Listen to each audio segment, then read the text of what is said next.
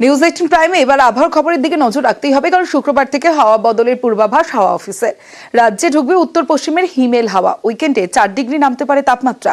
পশ্চিমের জেলাগুলিতে ঠান্ডা সেকেন্ড স্পেল, তবে এখনই জাঁকিয়ে শীত নয়। বঙ্গোপসাগরে তৈরি হওয়া নিম্নচাপ কেটে গিয়েছে। হালকা যে শীতের স্পেল গত কয়েকদিনে প্রায় উধাও ছিল, তা ফিরতে চলেছে উইকেন্ডে। এমনটাই পূর্বাভাস আলিপুর হাওয়া অফিসের।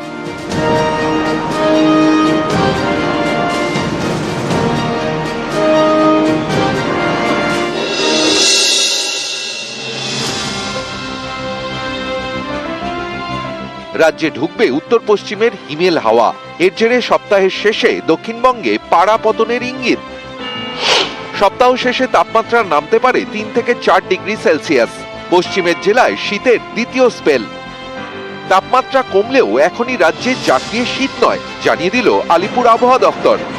সাউথ বেঙ্গলের জেলাগুলিতে মিনিমাম টেম্পারেচার 3 থেকে 4 ডিগ্রি কমার সম্ভাবনা আছে আগামী 3 দিনে, কিন্তু নর্থ বেঙ্গলের জেলাগুলিতে মিনিমাম টেম্পারেচারের কোনো বড় রকম পরিবর্তনের সম্ভাবনা নেই।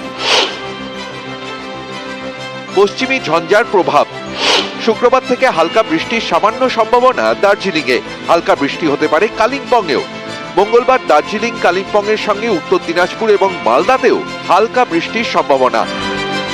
নিউজ 18 বাংলা।